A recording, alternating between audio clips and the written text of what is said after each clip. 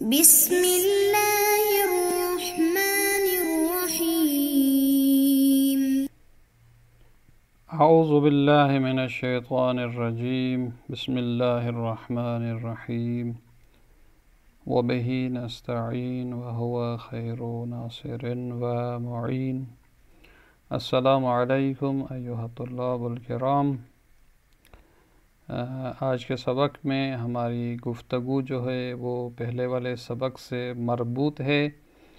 وہاں صاحب کتاب نے اس مطلب کی طرف اشارہ فرمایا تھا کہ یہ جو ہم کہتے ہیں کہ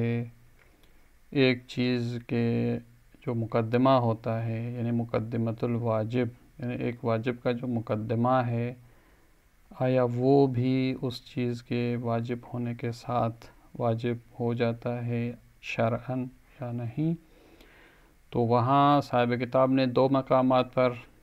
بحث اور گفتگو فرمائی. ایک جو مقام تھا وہ یہ تھا کہ دلالت لفظیہ جو ہے اس وجوب پر دلالت کرتی ہے یا نہیں. تو اس کے بارے میں فرماتے ہیں والازہر عندی فی المقام الاول، یعنی میرے نزدیک جو زیادہ ظاہر ہے وہ مقام اول میں جو دلالت لفظیہ اور عقلیہ کی جو بحث تھی، عدم الدلالت مطلقا لما عدا الجزء والشرط الشرعیین. فرماتے ہیں کہ اگر وہ مقدمہ ایسا مقدمہ ہے جو جز اور شرط شرعی نہ ہو، اس کے علاوہ ہٹ کر ایک شرط عقلی ہے یا جز عقلی ہے، تو وہاں پر وہ جو ذو المقدمے کی دلیل ہے وہ اس مقدمے کی وجوب پر دلالت نہیں کرتی. فقط اگر وہ شرط شرعی ہو یا جز شرعی ہو تو اس صورت میں ہم کہہ سکتے ہیں کہ ایک واجب کی جو دلیل ہے وہ اس کے مقدمے شرعی پر بھی اس کے دلیل شرعی کے وجوب پر دلالت کرے. مثلا فرض کریں طہارت جو ہے وہ نماز کے لیے شرط شرعی ہے، تو جو دلیل وجوب صلاۃ پر دلالت کرتی ہے وہ اس کے وجوب طہارت پر بھی دلالت کرتی ہے. لیکن اس سے ہٹ کر جزء شرعی یا شرط شرعی نہ ہو پھر جو ہے دلالت ثابت نہیں ہے. اس کی دلیل کیا ہے؟ کہتے ہیں لأنہ لیس فی الامر بذی المقدمہ، کہتے ہیں وہ جو ذی المقدمہ ہوتا ہے یعنی جو خود واجب ہوتا ہے اس کے بارے میں جو امر ہے، مثلا فرض کریں صلی جو ہے مولا نے کہا ہے، تو یہ امر بذی المقدمہ جو ہے کہتے ہیں اس میں نہیں ہے دلالت باحدی الدلالات الثلاث علی وجوب المقدمات شرعاً. تو کہتے ہیں اس امر میں جو ہے کوئی دلالت نہیں ہے کہ اس کا مقدمہ جو ہے وہ بھی شرعاً واجب ہے. اب یہ دلالت کی 3 اقسام میں سے کوئی بھی دلالت نہیں ہے، یعنی دلالت مطابقی بھی نہیں ہے، تضمنی بھی نہیں ہے اور التزامی بھی نہیں ہے. لہذا شرعاً ہم اس مقدمے کے واجب ہونے کو ثابت نہیں کر سکتے. البتہ بل ہے واجبۃ عقلاً، عقلاً جو ہے وہ وجوب ثابت ہے لیکن شرعاً نہیں. لہذا وما لم یکن ہناک دلیل شرعی لفظی، پس کہتے جہاں پر دلیل شرعی لفظی نہ ہو لا یحکم بالوجوب شرعاً وجوباً مستندا الی اللفظ، تو وہاں پر حکم نہیں دیا جا سکتا کہ وہ چیز جو ہے وہ شرعاً واجب ہے اور اس کا وجوب بھی جو ہے وہ دلیل لفظی سے استفادہ ہوتا ہو نہ. لہذا پس نتیجہ یہ ہے کہ اگر وہ مقدمہ جزء اور شرط شرعی نہیں ہے تو ہم اس کے وجوب کو شرعاً دلیل لفظی سے ثابت نہیں کر سکتے.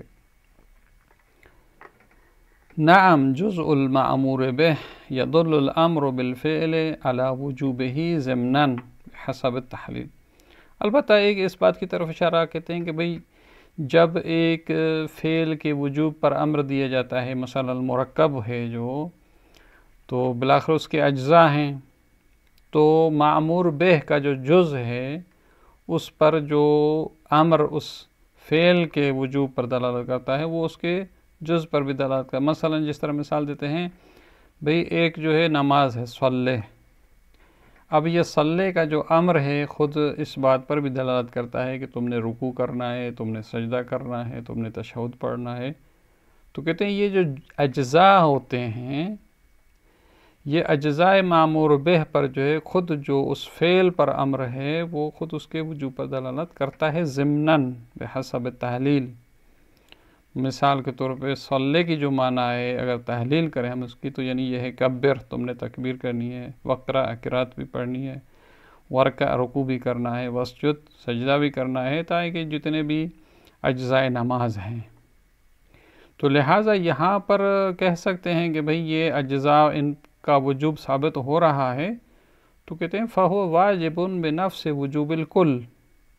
یہ جو کل یعنی جو صلی ہے، جو صلی جو وجوب پر دلالت کرتا ہے وہی ان کے اجزاء کے وجوب پر دلالت کرتا ہے، کوئی نیا وجوب نہیں ہے کبر میں، وقرا میں، ورکع میں، لہذا کوئی وجوب جداگانہ اور نیا وجوب نہیں ہے۔ لا بوجوب آخر مقدمین، یعنی کوئی دوسرا وجوب جو وجوب مقدمی ہو، جس طرح ہم یہ بحث کر رہے ہیں کہ مقدمۃ الواجب واجب عملہ، تو لہذا کوئی یہ نہ کہے کہ مثلا صلی جو ہے وہ کبر ورکع پر دلالت کرتا ہے۔ وَلِذَا يَكُونُ عَدُّهُ مِنَ الْمُقَدَّمَاتِ تَسَامُحًا، لہذا مثلا تکبیر اور قرات اور رکوع کو ان کو کہنا کہ یہ نماز کے مقدمات میں سے ہیں، یہ چشم پوشی ہے اور مجازاً کہا جاتا ہے۔ حقیقتاً نماز کے لیے مثلا جو مقدمات ہیں، جس طرح وضو کرنا ہے، روب قبلہ ہونا ہے، اس طرح دوسری جو مقدمات ہیں۔ وَأَمَّا الدَّلَالَةُ عَلَى الشَّرْطِ، اب یہ جو انہوں نے کہا تھا کہ اگر شرط شرعی ہو تو اس پر دلالت کی ثابت ہے اور کہا جا سکتا ہے کہ مثلا مقدمے کا واجب ثابت ہونا، تو اس کے بارے میں کہتے ہیں اما الدلالۃ علی الشرط فإن المولا اذا قال لا صلاة الا بطہور، مولا نے کہا کہ بھئی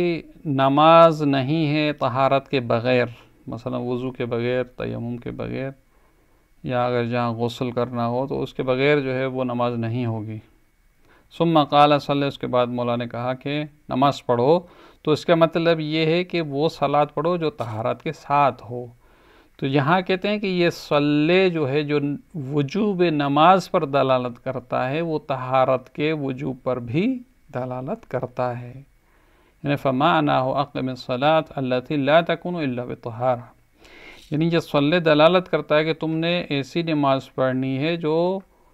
طہارت کے ساتھ ہونی چاہیے، یعنی نہیں ہوگی مگر طہارت کے ساتھ، یعنی حتماً اس میں نماز جو ہے وہ باوضو اور طہارت کے ساتھ ہو۔ تو لہٰذا یہاں جو ہم کہہ سکتے ہیں کہ اگر وہ شرط شرعی ہے تو صلی جو نماز کے وجوب پر دلالت کرتا ہے وہ طہارت کے ضروری ہونے پر بھی جو ہے وہ دلالت کرتا ہے۔ والذی یؤید ما اخترناہ من عدم الوجوب فی غیر ذلک، اب اشارہ کرتے ہیں اپنے نظریے کی طرف، ایک مؤید لے آتے ہیں کہ بھئی ہم نے جو نظریہ اپنایا کہ شرط شرعی اور جزء شرعی کے علاوہ دوسرے مقدمات میں ہم مقدمے کے وجوب کو ثابت نہیں کر سکتے، اس کے لیے ایک مؤید ذکر کرتے ہیں، یعنی وہ چیز جو ہماری کی ہوئی اختیار کیے ہوئے نظریے کے لیے مؤید ہے۔ ہمارا نظریہ کیا تھا کہ بھئی شرط شرعی اور جزء شرعی کے علاوہ واجب ثابت نہیں ہے، یعنی وجوب ثابت نہیں ہے، تو اس کے لیے مؤید کیا ہے؟ ان کل واجب لا بد له من مقدمات کثیرہ وحرکات عدیدۃ للاتیان بہ، کہتے ہیں اگر ہر واجب کو دیکھے تو اس کے لیے ڈھیر سارے مقدمات اور حرکات ہوتی ہیں تاکہ اس کو انجام دیا جائے۔ مثلا فرض کریں نماز کو ہی لے لیں، اب اس کے لیے مثلا وضو کرنا ہے اور جو دوسرے مقدمات ہیں، کپڑے پاک پہننے ہیں، روب قبلہ ہونا ہے، اس طرح جو مقدمات ہیں تو یہ سارے انجام دینے ہوتے ہیں۔ فَإِذَا قُلْنَا بِوُجُوبِ كُلِّ مُقَدِّمَةٍ وُجُوبًا شَرْعِيًّا، اب ہم اگر یہ کہتے ہیں کہ بھئی ہر مقدمہ جو ہے اس کا وجوب شرعی بھی اسی ذیل مقدمے کے وجوب سے ثابت ہوتا ہے۔ ایک یہ وَقُلْنَا بِتَرْتِيبِ الثَّوَابِ وَالْعِقَابِ عَلَى كُلِّ فِعْلِ الْمُقَدِّمَاتِ وَتَرْكِهَا، اور پھر ہم یہ بھی کہیں کہ بھئی جتنے مقدمات آپ انجام دیں گے ان پر ثواب ہوگا، اور اگر مقدمات ترک کریں گے تو عقاب اور عذاب ہوگا، کیونکہ ان کا وجوب شرعی ہے۔ جب وجوب شرعی ہے تو انجام دیں گے ثواب ملے گا، اگر ترک کریں گے عقاب ملے گا۔ کما ہوا قول بعضهم، مثلا جس طرح بعض علماء نے بھی یہی کہا ہے کہ ہم یہ کیوں بحث کر رہے ہیں کہ مقدمۃ الواجب ام لا، تو کہتے ہیں حیث جعل ثمرۃ النزاع فی المسئلہ هو ترتب الثواب والعقاب۔ انہوں نے کہا ہے کہ یہ جو ہم اس مسئلے میں بحث کر رہے ہیں اس کا فائدہ یہی ہے کہ ثواب اور عقاب مقدمے پر ہے یا نہیں۔ اگر وجوب مقدمے کا ثابت ہے شرعاً تو یعنی انجام دینا ثواب ہے اور انجام نہ دینا عقاب ہے۔ تو لہٰذا اگر ہم یہ چیز ثابت کر لیں کہ اس مقدمے کا وجوب شرعی ہے اور اس کے انجام دینے اور نہ دینے پر بھی عقاب و ثواب ہے،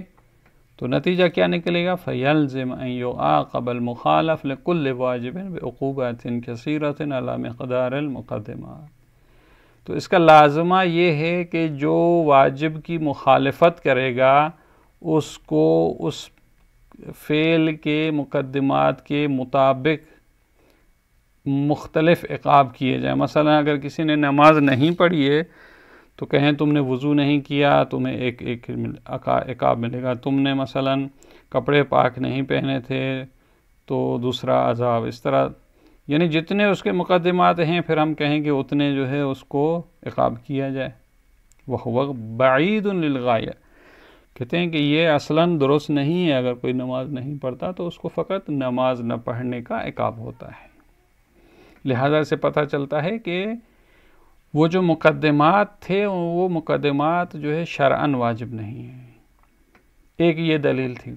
دوسری دلیل وَلِأَنَّهُ لَوْ كَانَ الْأَمْرُ كَذَلِكَ، اگر امر اسی طرح ہوتا ہے، یعنی ہم یوں کہیں کہ مقدمات جو ہیں وہ شرعاً واجب ہیں، لَحَسَنَ التَّعَرُّضُ لَهُ فِي الْأَخْبَارِ عَنِ الْمَعْصُومِينَ عَلَيْهِمُ السَّلَامُ رَدْعًا عَنِ الْمُخَالِفَةِ لِلْوَاجِبَاتِ وَالْمُقَدِّمَاتِ بِكَثْرَةِ الْعُقُوبَاتِ۔ کہتے ہیں اگر یہ وجوب ان کا شرعی ثابت ہو تو پھر روایات جو کہ معصومین علیہم السلام سے وارد ہوئی ہیں ان میں یہ مثلاً کہا جاتا کہ بھئی تم نے جو ہے واجبات اور اس کے جو مقدمات ہیں ان کو جو ہے وہ نہیں چھوڑنا، وگرنہ تمہیں جو ہے وہ عقاب کیا جائے گا۔ حالانکہ ہم دیکھتے ہیں کہ ایسی کوئی بات ذکر نہیں ہوئی روایات میں کہ ایک واجب کے مقدمات کے بارے میں بھی کہا گیا ہو کہ بھئی تم نے یہ مقدمات نہیں چھوڑنے وگرنہ تمہیں عقاب کیا جائے گا۔ تو یہ روایات میں نہ بتانا اس بات کی دلیل ہے کہ ان مقدمات کا وجوب شرعی نہیں ہے۔ اب صاحب کتاب دوسرے مقام کی طرف آتے ہیں جو یہ تھا کہ بھئی یہ ملازمہ جو ہے لفظیہ ہے یا عقلیہ ہے، تو اس کے بارے میں کہتے ہیں کہ وَأَمَّا الْمَقَامُ الثَّانِي فَإِنْ كَانَ مُرَادُ مَنْ جَعَلَ الْمُلَازِمَةَ الْعَقْلِيَّةَ مُورِدًا لِلنِّزَاعِ، کہتے ہیں کہ جس نے یہ کہا ہے کہ ملازمہ عقلیہ ہے، یعنی ذیل مقدمے کے وجوب میں اور مقدمے کے وجوب میں جو ملازمہ ہے یہ ملازمہ جو ہے وہ عقلیہ ہے، اس اعتبار سے کہ ان العقل حاکم بان کل مقدمۃ للواجب یجب فعلها، کہ عقل جو ہے وہ حکم کرتا ہے کہ ایک واجب کے جو مقدمہ ہے اس کو بھی انجام دینا واجب ہے، لیتمکن المکلف من فعل نفس الواجب، تاکہ مکلف اس واجب کو انجام دے سکے۔ اگر ملازمہ عقلیہ سے یہ مراد ہے تو فہذا حق، تو یہ تو درست ہے، یہ تو ہم بھی مانتے ہیں، کما بینا ہم نے بھی کہا کہ بھئی عقل یہ کہتا ہے کہ جب ایک چیز واجب ہے تو عقلاً اس کا مقدمہ بھی واجب ہے، ولا اشکال فیہ، اس میں تو کوئی اشکال بھی نہیں ہے،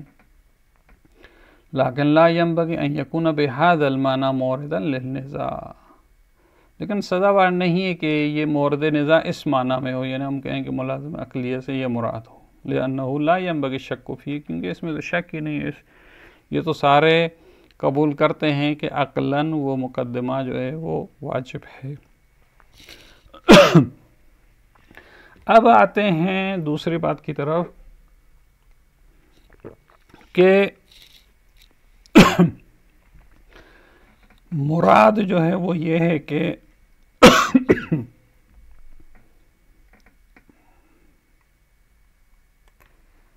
اب آتے ہیں اس بات کی طرف کہ اگر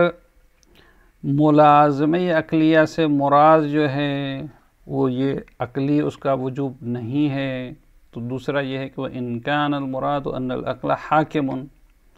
بأن الامر بالواجب المطلق لا بد ان یامر ایضا امرا مولویا بمقدماته، یعنی یہ جو کہا جاتا ہے کہ ملازمہ عقلیہ ہے، اس سے ہم یہ مراد لیں کہ بھئی عقل حکم کرتا ہے کہ جب واجب مطلق کے بارے میں مولا امر دیتا ہے، مثلا نماز کے بارے میں، تو ضروری ہے کہ اس کے مقدمات کے بارے میں بھی ایک امر مولوی جو ہے وہ صادر کرتا ہے۔ مثلا جس طرح نماز کا حکم دیا ہے تو عقل کہتا ہے کہ اس مولا نے جو ہے وہ مثلا طہارت کا بھی جو ہے وہ حکم دینا ہے۔ اگر یہ مراد لیتے ہیں اس سے تو کہتے ہیں فَهُوَ اول الکلام، یہ تو ہماری بحث بھی اسی میں ہے کہ ہم شروع سے یہ کہہ رہے ہیں کہ آیا یہ جب مولا ایک واجب کا بارے میں امر دیتا ہے تو آیا اس کے مقدمات کا وجوب بھی شرعاً ثابت ہوتا ہے یا نہیں ہے، بل ہوا محل المنع، بلکہ ہم نے اس بات کو اپنایا ہے کہ یہ امر مولوی ہونا اس کے مقدمات کے لیے یا وجوب شرعی ہونا جو ہے وہ ثابت نہیں ہے، اذ لا دلیل علی هذا السریان من ذی المقدمہ، کہتے ہیں کہ ہم نے کہا تھا کہ جو ذی المقدمہ ہے جس کے بارے میں یعنی جو واجب مطلق ہے جس کے بارے میں مولا نے امر دیا ہے، تو اس دلیل سے جو ہے وہ کوئی وجوب جو ہے وہ اس مقدمے کی ثابت نہیں کر سکتا اگر وہ شرط مثلا شرعی نہیں ہے، بل یکفی استقلال العقل بحکمہ بوجوبها، بلکہ یہی کہ عقل کہتا ہے کہ بھئی جب ایک چیز واجب ہوتی ہے تو اس کا مقدمہ بھی واجب ہے، تو یہی کہتے ہیں کافی ہے اور انسان کو عقل کے حکم کے مطابق عمل کرنا چاہیے۔ باقی یہ کہ ہم یہ کہیں کہ ان مقدمات کے لیے امر مولوی ہے اور وجوب شرعی ثابت ہوتا ہے، اس بات کو ہم نہیں مانتے ہیں۔ اب یہاں تک جو ہے وہ صاحب کتاب نے مقدمۃ الواجب واجب عملہ کی بحث کو جو ہے ختم کیا ہے۔ اس کے بعد جو ہے ایک دوسری بحث کا آغاز فرماتے ہیں انشاءاللہ، اگلے سبق میں اس کے بارے میں گفتگو ہوگی۔ والسلام علیکم ورحمۃ اللہ وبرکاتہ۔